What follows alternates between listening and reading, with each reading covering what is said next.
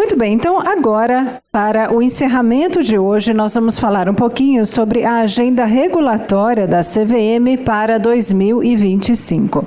Nesse painel, a CVM vai divulgar os temas regulatórios propostos para 2025, com comentários, claro, dos nossos debatedores, que devem avaliar, então, os potenciais efeitos dessa agenda para o mercado brasileiro.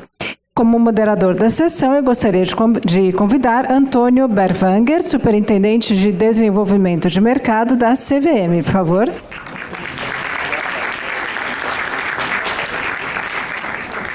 Convido também os palestrantes Bruno Barbosa de Luna, chefe da Assessoria da Análise Econômica e Gestão de Risco. Cláudio Mais, Superintendente de Desenvolvimento de Mercado.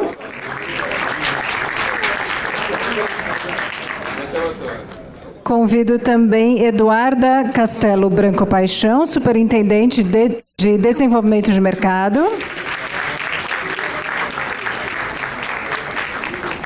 Convido também Rafael Acácio, Superintendente de Desenvolvimento de Mercado.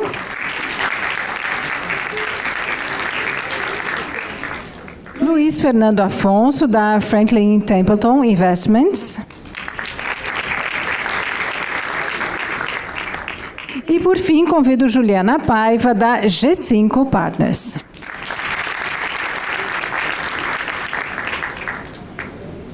Vamos, então, iniciar o nosso painel de encerramento.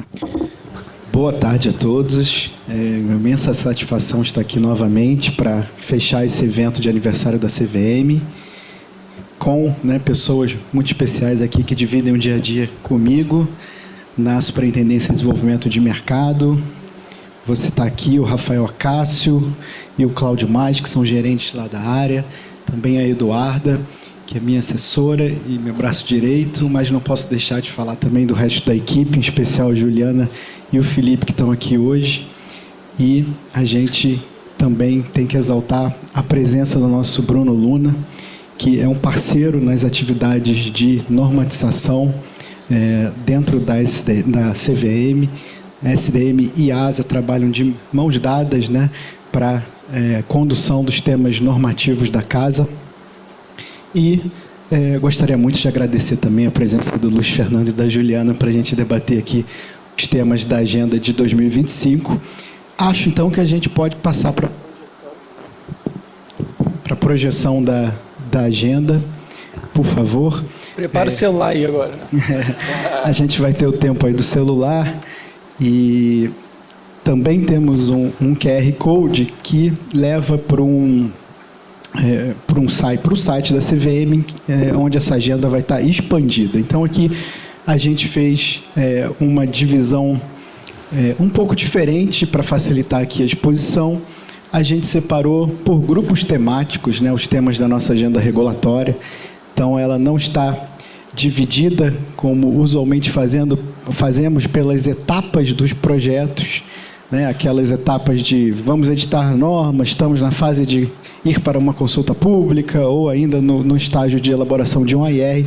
A gente separou aqui por grupos temáticos e a ideia aqui é a gente fazer algo muito informal, muito dinâmico, um bate-papo entrando nesses assuntos da agenda regulatória, para ser algo bem leve aqui no último painel do dia. E, portanto, a gente inicia aqui com esse grupo que a gente chamou aqui de acesso a capital, que a gente tem 2 temas, o fácil e o crowdfunding.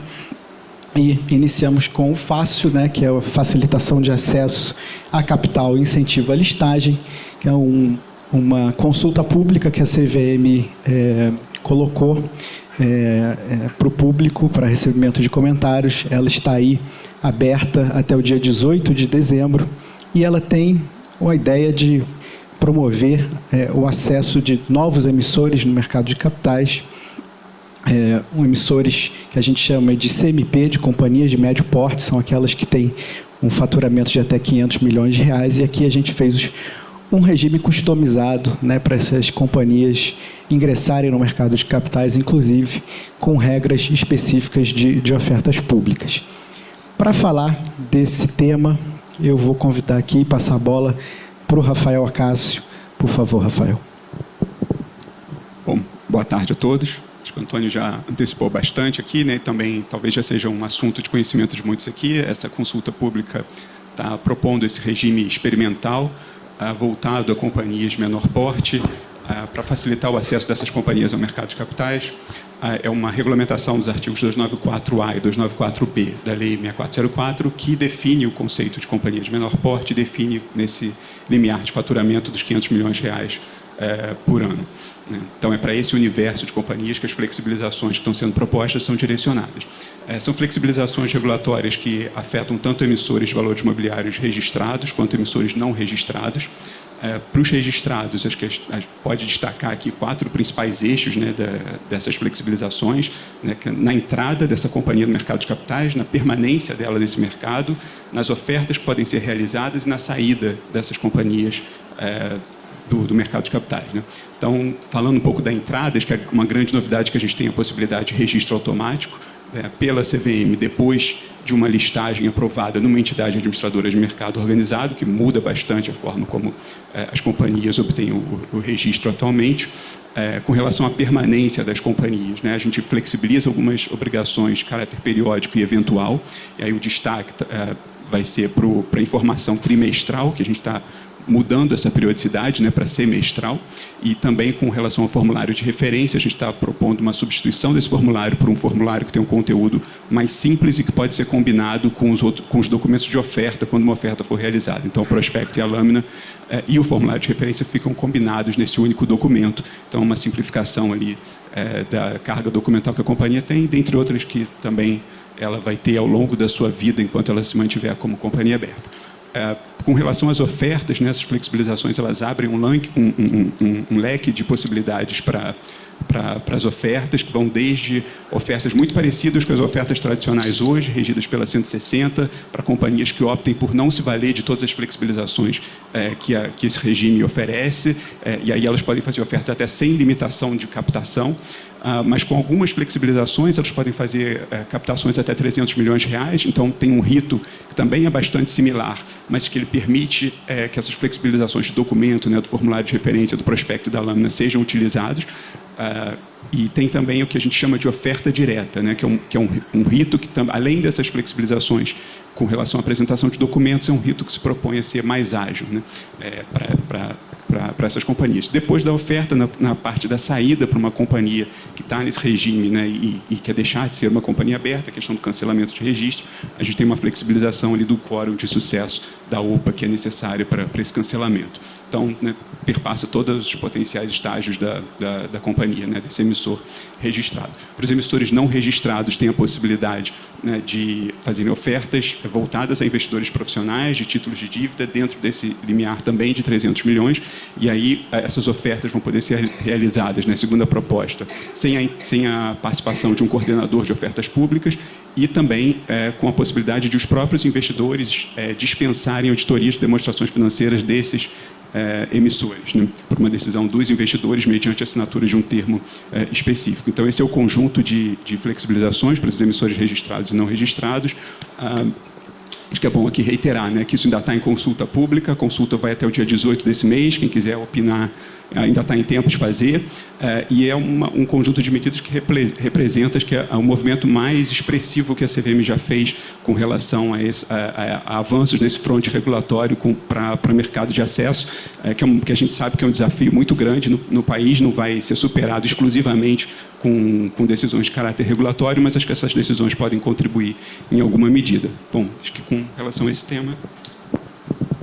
Obrigado, Rafael. A gente quis começar por esse tema porque consideramos que é o mais relevante aqui da nossa agenda e que tem maior possibilidade de gerar um impacto real na economia brasileira. E para apimentar aqui, você falou, Rafael, das ofertas de emissores não registrados para investidores profissionais com a possibilidade de dispensa de um coordenador e de um auditor. E aqui eu queria ouvir um pouco a Juliana, né, na sua perspectiva de ter trabalhado com uma gestora de crédito privado durante algum tempo, né, como você enxerga essa proposta da CVM? Obrigada. Bom, primeiro, obrigada pelo convite. É um prazer estar aqui representando a MEC, ao lado de tantas pessoas que eu tanto admiro. Mas, especificamente sobre o fácil, Antônio, o que eu acho é que, a gente até estava falando disso outro dia, né? A impressão que eu tenho é que o fácil vai cumprir o papel que a 476 cumpriu lá atrás. Quando foi editada a 476, se achou que ia ser um mercado mais simples, de oferta específica, não tinha equity, e a 476 virou a maior, né, dominou as ofertas, porque o mercado já estava evoluído para isso. Eu acho que o fácil ele está testando justamente uma estrutura de um desconto regulatório relevante, talvez onde já se possa dar esse desconto, né? Quer dizer, o mercado evoluiu muito, as informações hoje são muito mais acessíveis, são muito mais testadas. Não vou denunciar a idade, mas quando eu comecei a trabalhar, a gente ainda acompanhava Diário Oficial.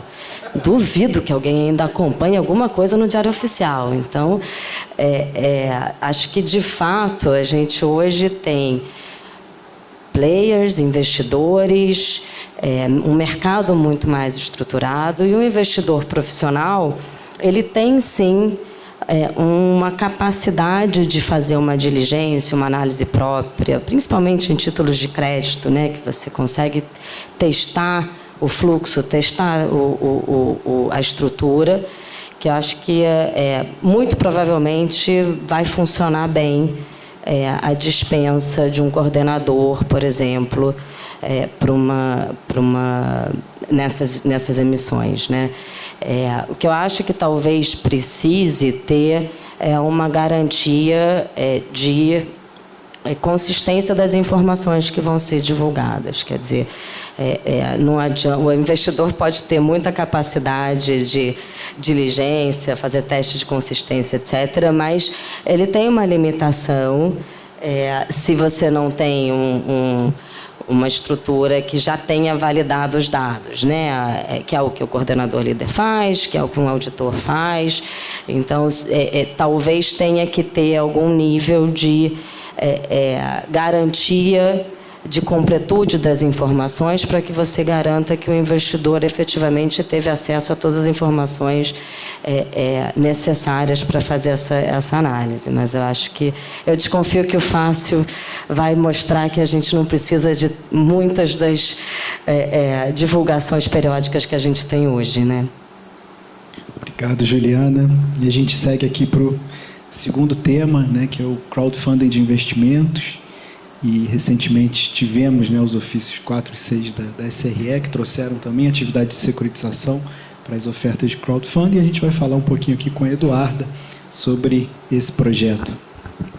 Obrigada, prazer estar aqui. Boa tarde a colegas, ex-colegas, parceiros, estão aqui até essa hora conosco. Bom, o crowdfunding de investimentos ele é regulado pela Resolução 88, né, a antiga Instrução 588, ele tem um regime ali muito próprio, que institui ali um marco regulatório que define as ofertas públicas de sociedades empresárias de pequeno porte, que são aquelas com faturamento abaixo de 40 milhões de reais. Estão muito longe do limite do fácil, mas era o que a gente tem, né?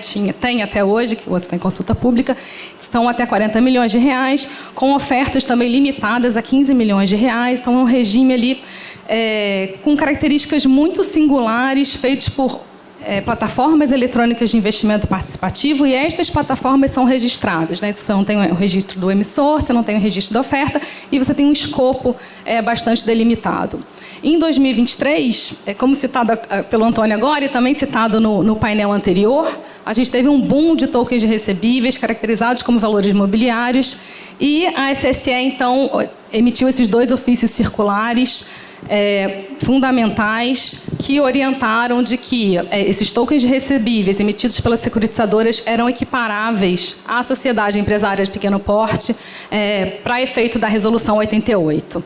E a gente olhando os números desse ano, em 2024, a gente já vê que tem, o Pedro Castelar comentou isso também, que a gente tem R$500 bilhão de ofertas emitidas pelo regime da 88. Então, a ideia aqui, né, para dar um panorama, né, a ideia do escopo dessa alteração normativa é justamente trazer proteção para o investidor e segurança jurídica, pensando nesse perfil de oferta. Obrigado, Eduarda. Obrigada a vocês. Sequência aqui a gente segue para o segundo bloco, que é o bloco dos fundos de investimento, que inevitavelmente, né, um tema de fundo de investimento acho que sempre estará, né, na nossa agenda regulatória. Aqui a gente tem 3 e, de certa forma, a gente dá continuidade, né, esse movimento recente de modernização das normas, né, que veio com a 175. E temos aqui 3 temas: modernização dos FIPs, o regime informacional dos FIFs e o tema do quórum em assembleias de fundos imobiliários. Passar aqui para o Cláudio Mais comentar sobre esses temas. Por favor, Cláudio. Eu tenho que começar dizendo que, de fato, me sinto feliz e honrado por estar aqui, naquilo que já pode ser considerado uma espécie de nova tradição do mercado, que é o lançamento da agenda regulatória ao final do evento de aniversário da CVM. Possivelmente, a casa vai continuar cheia nos próximos anos e, a propósito, muito obrigado a todos os heróis da resistência que conseguiram ficar até o final, que tiveram energia e resiliência para nos acompanhar. E não foi nem de propósito, mas ficou muito bem colocado a modernização do FIP ser o primeiro bullet dos fundos de investimento, porque essa matéria conversa diretamente com acesso a capital, especialmente com acesso a capital de pequenas e médias empresas, né?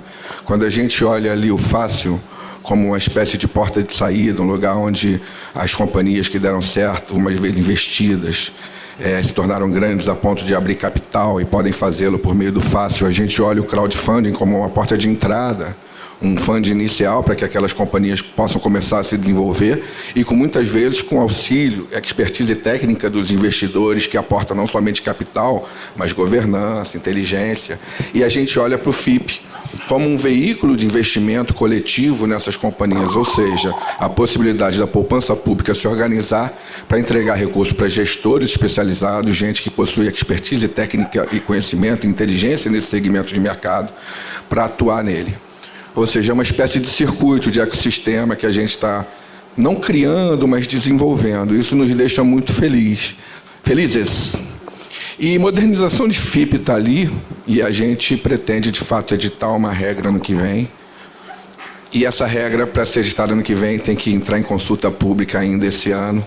Então, assim, eu já posso dar esse spoiler de que, mais uma vez, a GDN2, sob o comando do Cláudio Mais, vai deixar uma regra para ser estudada pelo mercado aí às vésperas de Natal. Com prazo de manifestação ali em fevereiro, março. Então, assim, o pessoal tem que se preparar para estar a postos no verão, porque vai ter bastante trabalho para fazer. E nós temos uma grande expectativa em relação a essa regra, porque os FIPs são, em termos de produto, o último produto que não está admitido ao investimento do público de varejo.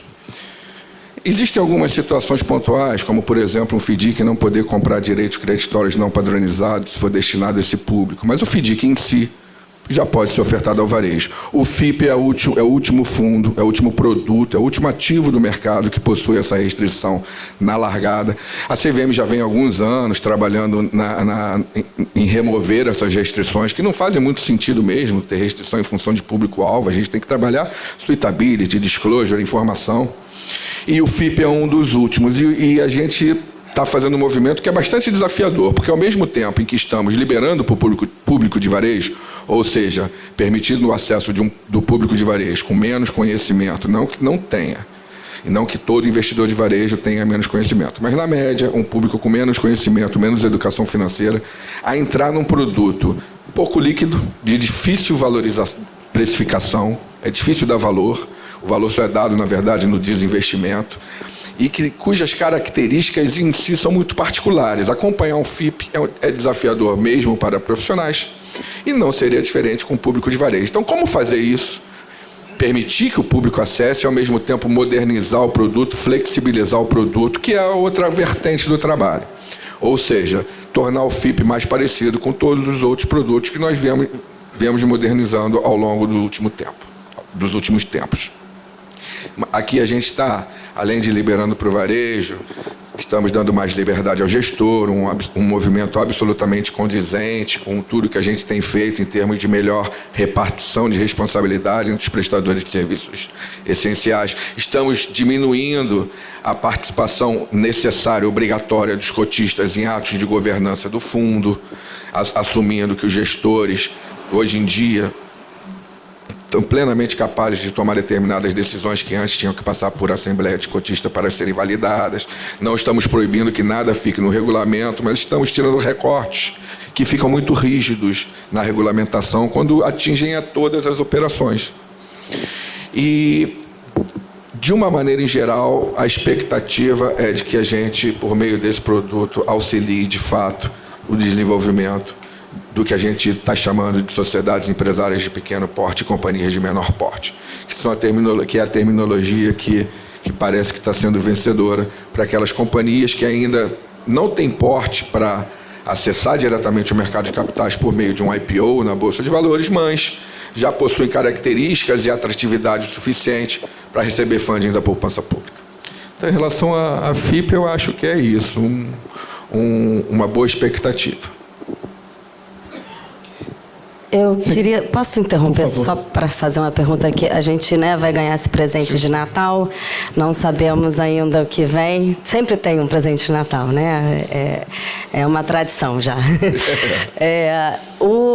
Quando você fala em modernização de FIP e acesso a varejo, eu acho que é um reflexo de tudo que a gente tem no mercado, né? Como o varejo quer ter acesso a tudo e a CVM está se preparando para isso. Agora, você já vem com uma solução para a questão da liquidez do FIP, que não é só uma liquidez, liquidez / precificação, né? A dificuldade de precificar os ativos de um FIP gera uma dificuldade de se admitir resgate sem correr o risco de transferir riqueza.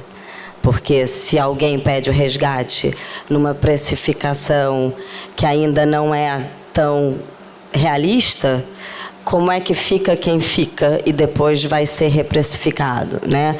Então, acho que o maior desafio, talvez, quando você fala, não é só FIP, né? Qualquer ativo que tenha uma precificação mais complexa, você admitir resgate, tem essa questão. Isso já vem, a proposta já vem pensando nisso, ou isso é uma coisa que a gente vai ter que pegar um pouco o exercício da gestão de liquidez no 75? Como é que está?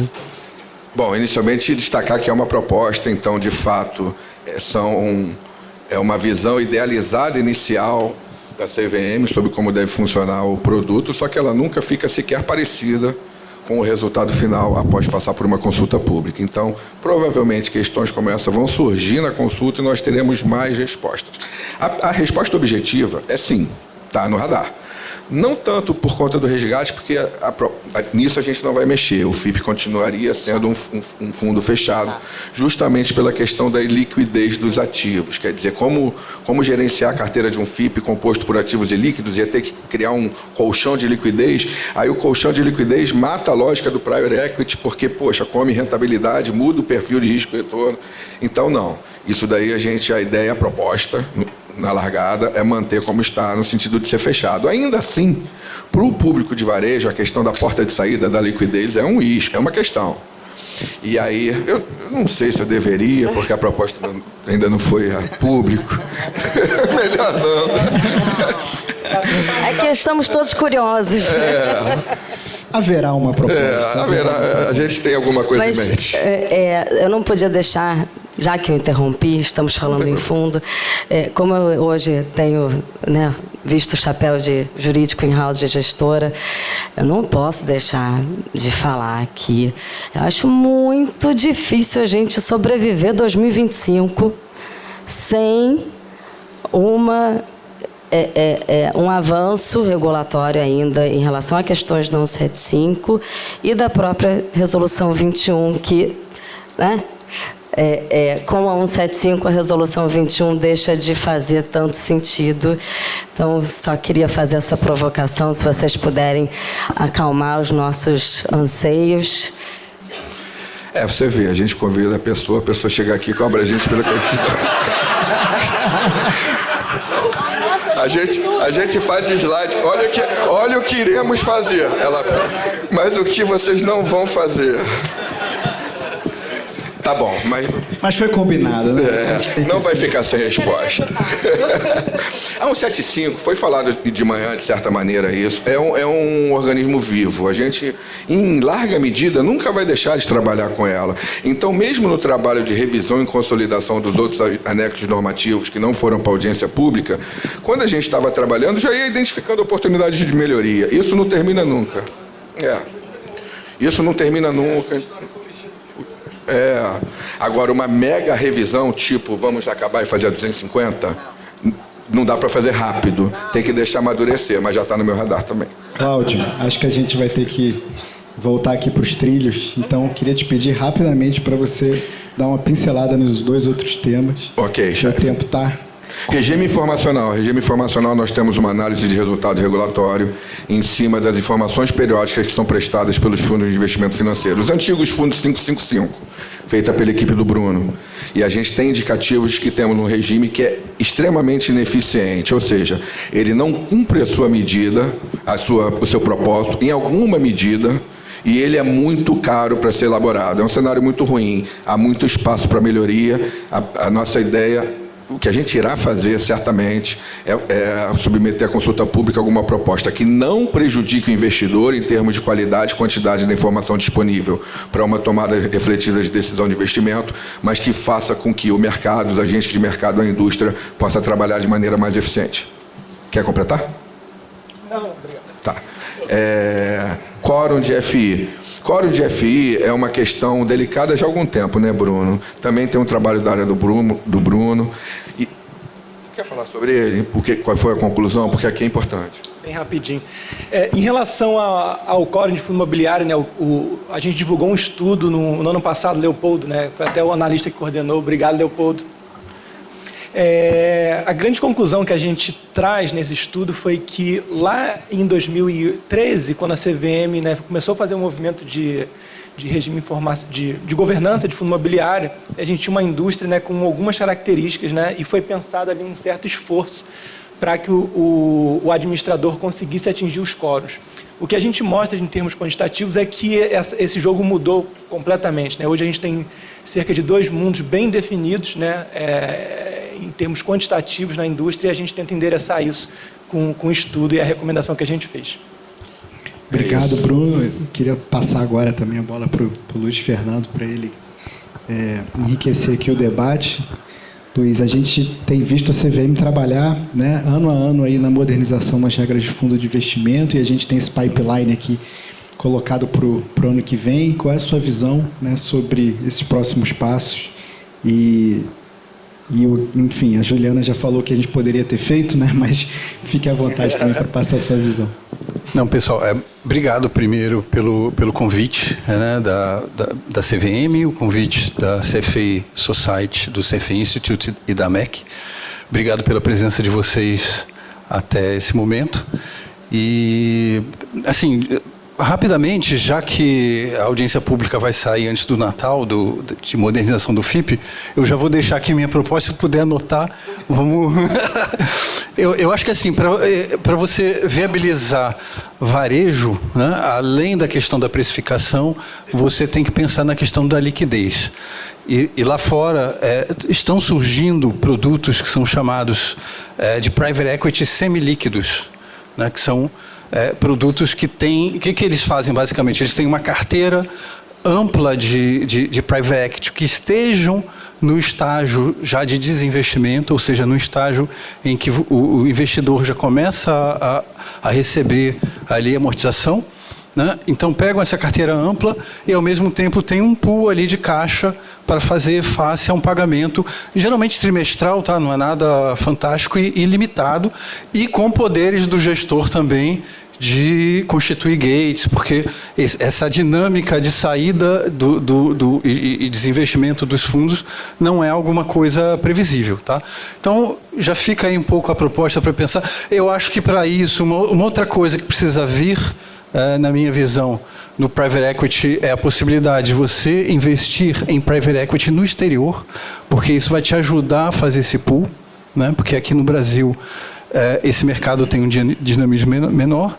Então, se eu puder dar o meu grão de sal nesse tema, seria isso. Regime informacional, super importante o trabalho que foi feito, inclusive na esteira daquelas discussões sobre redução de custo regulatório. Vai ser muito bem-vindo, vai ajudar bastante a indústria no momento aí de transformação. Eu acho que também vamos precisar, depois, dar um passo além e pensar no regime informacional do investidor, né? O mercado está ficando mais complexo e a gente precisa criar formas de tradução. Quórum, dentro dos temas que foram tratados, é um tema mais específico, mas eu quero aproveitar também a minha ousadia tradicional e colocar para a CVM um ponto que eu acho importante, que eu acho que assim, talvez a CVM possa pensar ao mais longo prazo em substituir algumas das atribuições das assembleias, ou muitas das atribuições das assembleias, por atribuições de um board eleito pelas assembleias. Isso facilita muito o processo de, vamos chamar assim, gestão fiduciária, né? Gestão de certos temas fiduciários do investidor. Eu acho que seriam 3 assim, sugestões, se eu puder, antes do Natal, já escrever ali alguns tópicos. Excelente, Luiz. Obrigado. E a gente vai passar aqui para o terceiro bloco, né, que tem um agente de mercado regulado que é tão importante como os fundos de investimento, são as companhias abertas. Eu vou passar aqui para o Rafael comentar sobre os temas que estão aqui nesse bloco. Bom, o primeiro deles é o ajuste à Resolução 44, né, resolução que trata de fatos relevantes. Acho que a gente tem ali algumas questões de forma para tratar. Essa Resolução 44 ela ainda herda muito do conteúdo da antiga Instrução 358, que é de 2002. Então, ela precede a Instrução 480 de 2009, que modificou bastante a forma como informações são prestadas pelas companhias abertas, e aí acabou tendo alguma questão assim, de assimetria, de sistematicidade, que ficou prejudicada entre as normas, e é uma oportunidade para a gente rever, mas eu acho que nessa parte seria mais na forma. Tem um ajuste que eu destacaria aqui, que é de conteúdo, que talvez tenha um impacto maior, que é a divulgação das participações relevantes no capital social das companhias abertas, né? Aqueles percentuais de 5%, 10%, 15% de determinada espécie ou classe de ações. Os investidores têm que fazer esses comunicados para companhias que repassam ao mercado, e tem uma questão ali do timing dessa divulgação, né? A norma prevê que essa comunicação tenha que ser feita imediatamente, ainda naqueles casos em que o investidor vai declarar que não tem intenção de influir na estrutura administrativa ou de controle da companhia, que é o caso da maioria dos comunicados que são divulgados, né? E isso gera uma dificuldade, principalmente para instituições financeiras e integrantes de conglomerados, que tem que se fazer uma consolidação muito rápida dessas participações, e o imediatamente é, em geral, interpretado como contando da própria realização do negócio. Então, não é nem da liquidação que daria os dias a mais.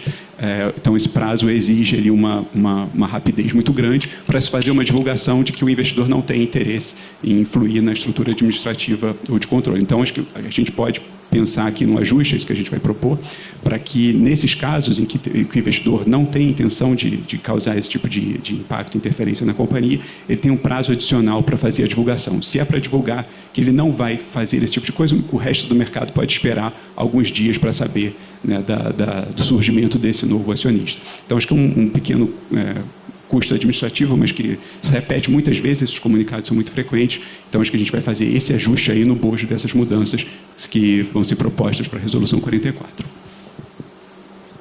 Com relação às ações em tesouraria, acho que a gente tem também um pequeno ajuste ali de forma, uma questão de definição, uma incongruência ali para ser tratada, mas também para destacar um ponto que talvez seja mais sensível aqui. A gente vai tratar de uma pendência que remanesce desde a última revisão que foi feita nas regras de recompra de ações de própria emissão, que diz respeito a um efeito na liquidez das ações remanescentes depois de uma recompra das ações pela própria companhia, e principalmente de sucessivos programas de recompras que às vezes são abertos, né, no limite que a regulação permite, executados muito rapidamente, as ações canceladas e um novo programa reaberto, e não há um limite pré-estabelecido para isso. Então, você pode ter uma questão aí de você impactar significativamente as ações que remanescem. Esse foi um ponto que foi estudado, né, essa questão surgiu lá atrás na última reforma, mas não se fez o movimento naquele contexto, realizou-se uma análise de impacto regulatório que sugeriu que alguma medida fosse tomada. A gente está retomando agora, nesse contexto, a análise dessa questão. Então, a gente deve propor alguma medida focada nesse tipo de situação de recompras executadas em sucessão e em grande intensidade, né, levando a uma redução de liquidez num prazo muito curto. Obrigado, Rafa. Ainda com você, a gente vai falar um pouco sobre esse tema aí do fomento do crédito privado. A gente viu quanto o crescimento, né, no primeiro painel do dia, né, das debêntures, né, dos títulos privados, em termos de liquidez, em termos de emissões, e a CVM também, né, fez, ao editar a 160, teve, né, um impacto também, contribuiu para o impacto desse crescimento, mas a gente tem dois teminhas aqui que, claro, com uma perspectiva, né, de impacto bem menor, mas que também se relacionam com esse tema. Queria que você comentasse rapidamente sobre eles. Bom, os ajustes da Resolução 160, né? A gente tem, desde que a Resolução 160 entrou em vigor, uma experiência acumulada, né, das próprias áreas da CVM, de participantes de mercado, que levantaram para a gente uma série de pequenos ajustes, né? Então, são questões assim, de ajustes aqui e acolá, uma hora para mexer numa questão de o prospecto, para adequar as debêntures de infraestrutura, que não estão propriamente contempladas, né, nas informações ali que têm que ser prestadas, né, quando da emissão de dívida.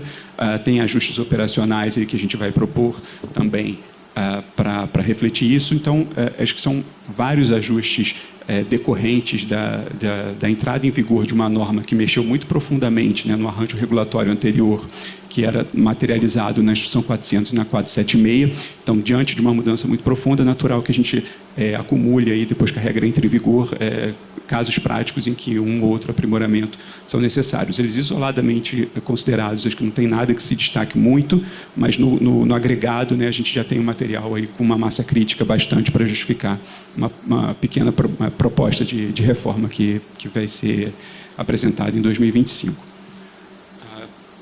Com relação ao tema de emissão de debêntures, né, e essa consulta pública que também está em aberto, né, a consulta vai até o dia 10 de janeiro de 2025, é uma consulta que foi colocada ali para tratar de adequações da regulamentação da CVM à Lei 14.711. Essa lei veio para tratar de crédito e garantias de um modo geral, mas teve alguns rebatimentos bem específicos em emissão de debêntures e Lei 6404. Então, a gente está fazendo um esforço de adaptação, particularmente ali, né, essa lei tentou simplificar a emissão de debêntures, afastando a necessidade de registro em junta da emissão e também de divulgação do ato de emissão das debêntures. Então, tem um direcionamento para a CVM, esses atos agora passam a ser publicizados muito mais pela divulgação no site da CVM para as companhias abertas. Então, tem uma pequena adaptação que a gente vai fazer na regulamentação só para deixar claro que essa é a forma de fazer a divulgação e trazer mais segurança, né, para essas emissões que estão sendo realizadas. Então, essa é a consulta que já está aberta. E tem um ponto que está nessa consulta que não se traduziu em mudança regulatória proposta, mas que é um tema bastante interessante, que é a questão do desmembramento, né, do stripping das debêntures, né, a separação do principal da remuneração das debêntures. Essa é uma possibilidade que a lei trouxe, já com dispositivos que, a princípio, o tornam autoexecutáveis, né, não precisam de uma regulamentação da CVM para que essa possibilidade se materialize. Foi essa resposta que a gente teve de alguns participantes de mercado quando a gente levou o tema e pediu manifestações. Então, dessas interlocuções preliminares, o que surgiu para a gente é que, de fato, a mudança legal associada a uma adaptação na redação das escrituras de emissão e a mudanças em sistemas, né, em aspectos operacionais, já seria o suficiente. Não precisaria da CVM ter uma regulamentação adicional para tratar do tema. Essa é uma perspectiva que a gente aproveitou essa consulta pública para perguntar especialmente. Então, é um tema de nosso interesse. A gente queria validar essa perspectiva, ver se outros participantes do mercado entendem que realmente isso é o suficiente ou se alguma medida adicional da CVM seria necessário. Obrigado, Rafael. Acho que a gente falhou muito seriamente aqui na gestão do tempo. Estamos entrando na segunda etapa aqui. Então, falhamos miseravelmente. Então, vamos tentar agilizar aqui na segunda etapa do quadro. Nesse grupo aí de competitividade e concorrência, a gente tem 2 temas. Eu estava falando com o Marcelo Billy ali no corredor. Ele falou, vai ter tokenização na agenda de 2025?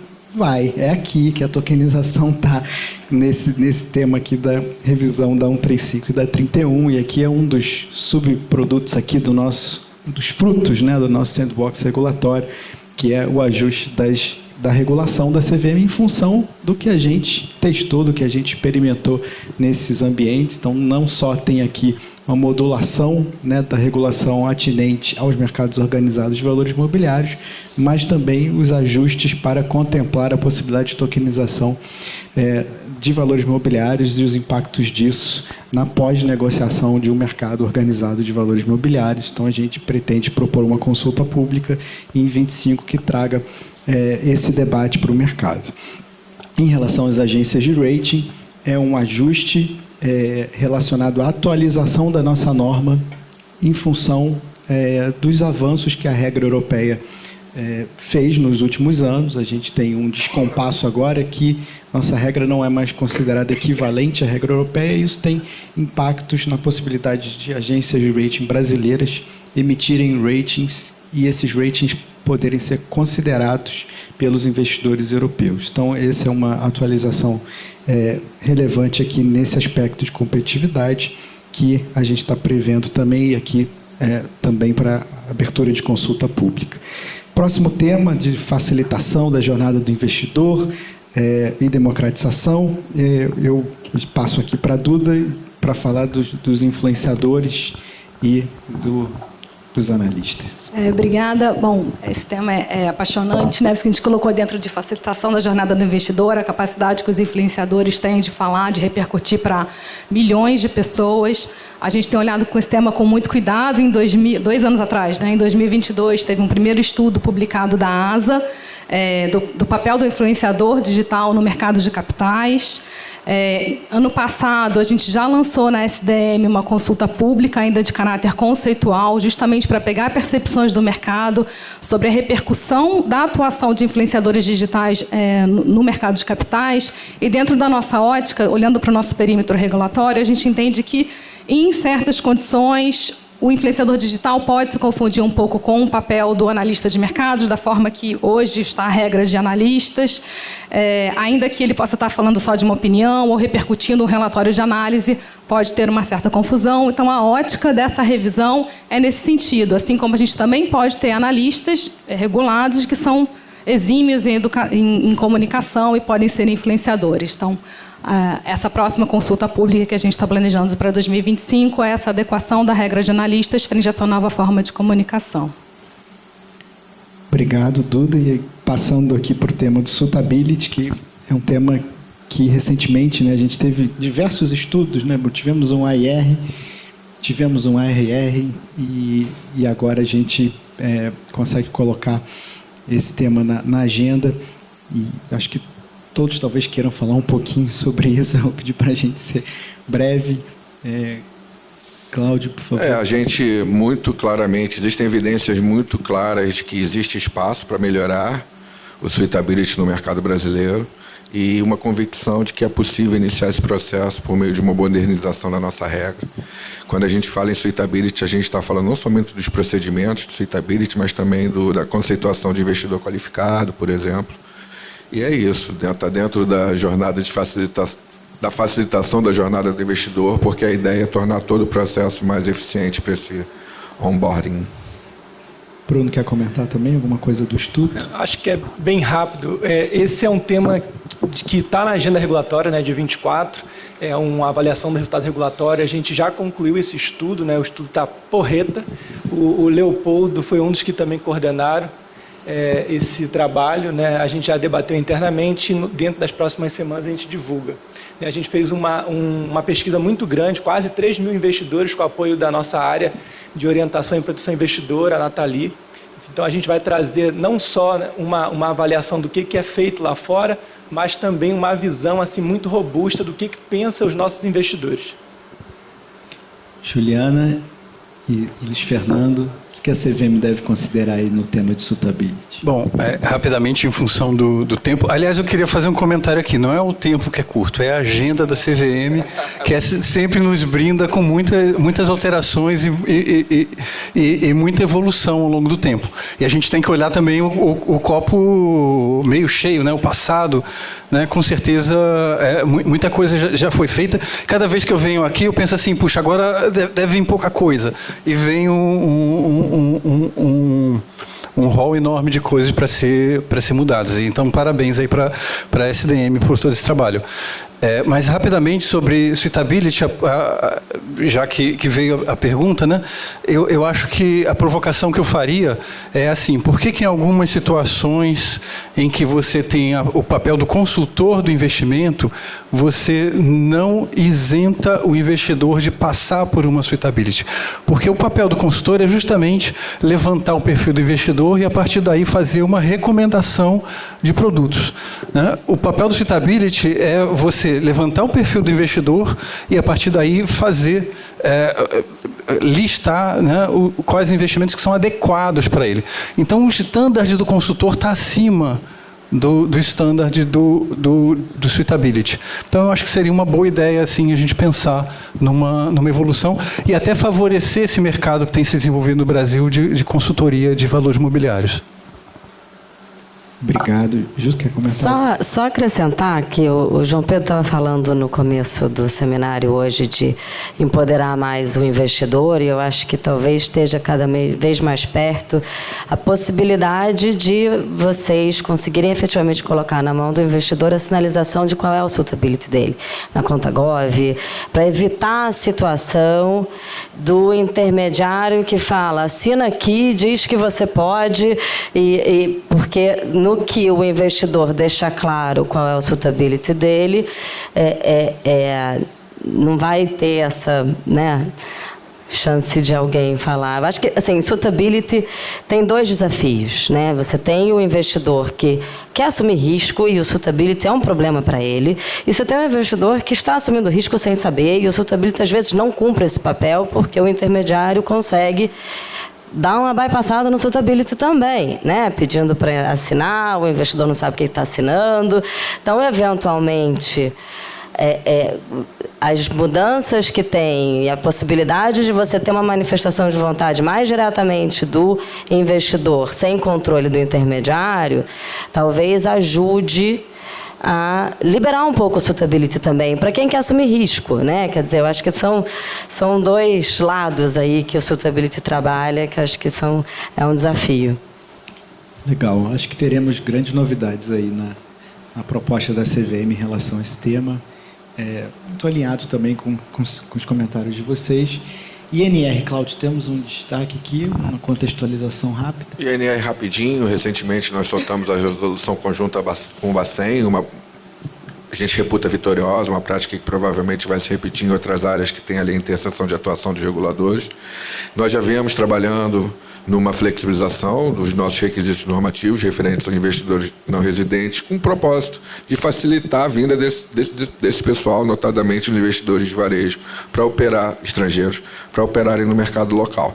Então, aqui o trabalho é basicamente continuar nessa toada a partir dessa resolução conjunta, a partir das modernizações que se fazem necessárias para que a gente continue mobilizando mais capital para o desenvolvimento da nossa nação. E conversa muito com o PLD-FT-P, porque nós temos que modernizar nossa regulamentação em função de uma modernização das recomendações internacionais dos grupos de trabalho que lidam com esse tipo de matéria. Então, houve algumas pequenas mudanças que têm que ser refletidas na nossa norma para que a gente continue plenamente aderente ao que fazem todos os mercados desenvolvidos. Obrigado. E aí a gente entra no tema da Resolução 45, né, que é a nossa norma de processos sancionadores. Pedir para Eduardo comentar aqui o que está no escopo desse projeto. Bom, o último ponto antes dos estudos, né, mas não menos importante, a gente tem a nossa Resolução 45, que trata dos processos administrativos sancionadores. Como comentado também num painel anterior, a CVM estabeleceu como um dos seus objetivos, dentro do planejamento estratégico, um dos objetivos de aumentar a efetividade da nossa atuação sancionadora. Foi composto um grupo de trabalho, um grupo incrível, formado por servidores, assessores do colegiado, que está olhando não só para dentro, mas também para fora, para outros órgãos, olhando para sistemas, como o Guilherme comentou, e também para normatização, né? Então, nos tempos da 45, eu diria que as conversas com o colegiado já estão bem avançadas. O escopo aqui, a gente está falando principalmente de ampliação do rol daquelas infrações que, por determinadas características, podem ser consideradas dentro do rito simplificado que está descrito na própria resolução. E como a gente vai se aprimorando, a ideia aqui é não ter só uma consulta pública esse ano, é ter 2 consultas públicas esse ano. Então, essa aqui também deve sair antes do final do ano, para ter mais coisa para fazer. Mais um presentinho de Natal da SDM. E vamos então para o último bloco dos estudos, e é interessante vocês notarem que diversos dos temas aqui eles já foram objetos, né, de análise de impacto regulatório, de avaliação de resultado regulatório. Então, de certa forma, é um processo que se retroalimenta, né? E aqui a gente conta muito, né, com a parceria da ASA. Então, eu vou passar aqui para o Bruno comentar sobre os estudos que a gente tem previstos aí para 2025. Obrigado, Antônio. Eu também tenho um presente para vocês. A gente em breve vai estar divulgando a ARR sobre o Informe de Governança Corporativa. Acho que é 24, não? De dezembro? Acho que é 24. Pessoal, obrigado. Antes de falar um pouquinho sobre os estudos, eu queria, enfim, primeiro passar, né, parabenizar a nossa equipe, né? Tem alguns colegas aqui, a Júlia, o Matheus, o Francisco e o Leopoldo, novamente, que é quem toca, né? Eu sou o gestor chato, que fico cobrando. Então, eu queria falar um pouquinho primeiro sobre internalização de ordens, né? É um tema nem um pouco simples, ele é tudo menos simples, né? É um debate assim, que a gente já vem observando já há algum tempo em outras jurisdições, né? O mercado americano, por exemplo, você tem um debate já há algum tempo e ainda não foi concluído, né? É um assunto que ele é tratado pelas jurisdições de diversas formas. Tem jurisdições que proíbem, outras que permitem, outras são mais permissivas, outras não. Então, não é um assunto simples. E como nós não somos déspotas esclarecidos nem doidos, a gente abriu uma tomada de subsídio, a gente recebeu essas contribuições, foi cerca de uma dezena de contribuições muito sólidas, inclusive contribuições internacionais. Em breve a gente vai colocar no nosso site as contribuições para que vocês possam ver, né, o que cada representante encaminhou para a gente. Mas a ideia aqui, né, no ano que vem é a temporada final dessa novela, dessa série. Então, a gente vai digerir, né, o que a gente recebeu. Vai ser um ano que a gente vai fazer muita conta, né? A gente pretende fazer algumas simulações, né, reproduzindo alguns estudos que foram feitos no mercado americano, no mercado canadense. Então, é um tema que vai dar bastante trabalho e a gente espera aí ter um desfecho importante à altura do mercado de capitais brasileiro. Lembrando que esse tema ele começou a ser debatido em 2007 pela CVM. Conforme a CVM foi avançando com as regras de melhor execução de ordens, esse assunto voltou, né, e entrou na agenda regulatória agora para a gente avaliar com mais cuidado. O segundo tema é um ARR, uma avaliação de resultado regulatório sobre transparência e ESG. Esse assunto também foi objeto de um primeiro estudo nosso, exploratório, em 2022, onde a gente apresentou como é que estavam sendo as principais tendências em relação a esse assunto no mundo. A gente deixou muito claro, né, que esse primeiro movimento não era uma bala de prata em relação à transparência e ESG.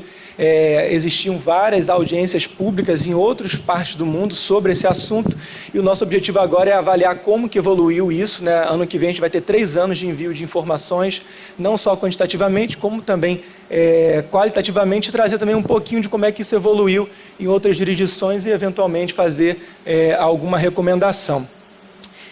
E o terceiro é sobre COIs.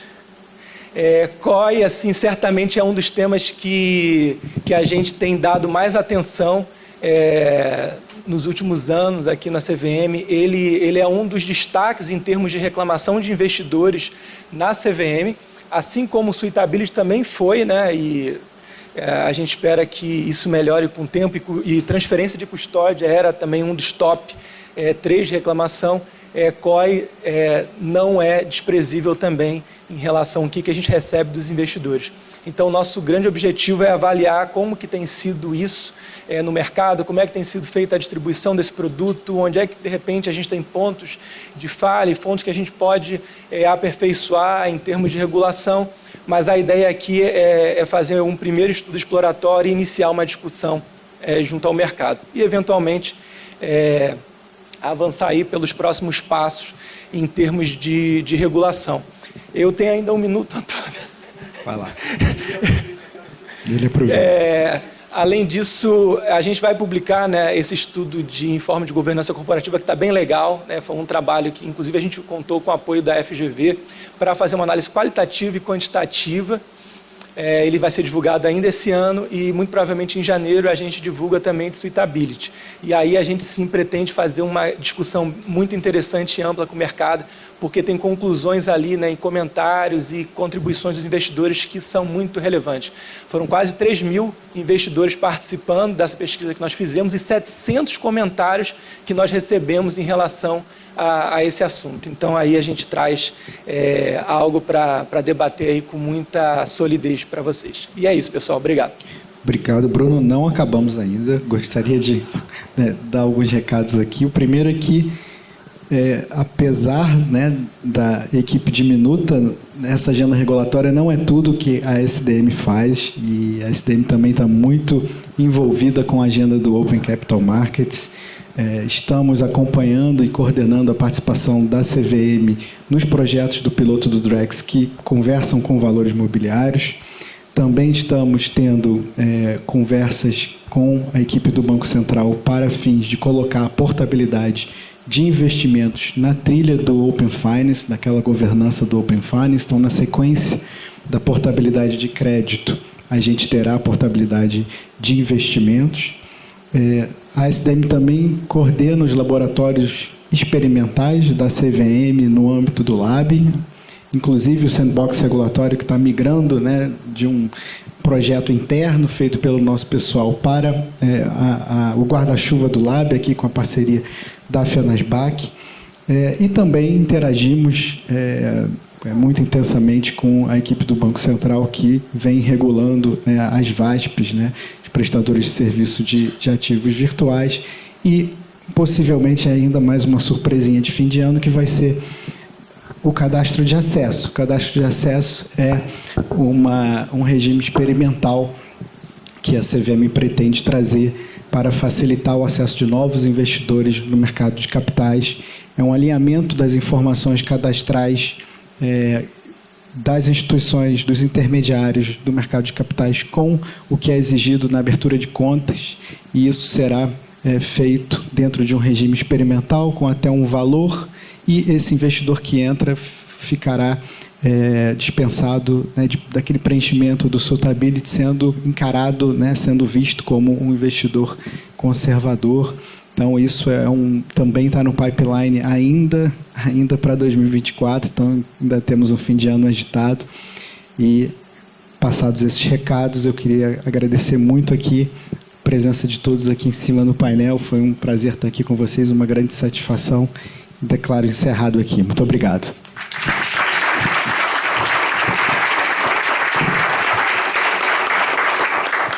Nós também agradecemos, claro, a participação dos painelistas do nosso painel de encerramento. Vamos fazer a nossa foto oficial. Aproveito para agradecer também a toda a plateia que esteve conosco durante todo o dia de hoje. Nós esperamos que vocês tenham gostado da programação, porque, afinal de contas, nós preparamos ela especialmente para vocês. E esperamos que todos estejam juntos, mais uma vez, nessa comemoração de mais um ano da CVM, e esperamos vê-los também ainda por muitos e muitos anos. Em nome da CVM, da AMEC e da CFA Society Brasil, mais uma vez agradecemos a todos pela presença, desejamos um ótimo final de tarde e bom retorno a todos.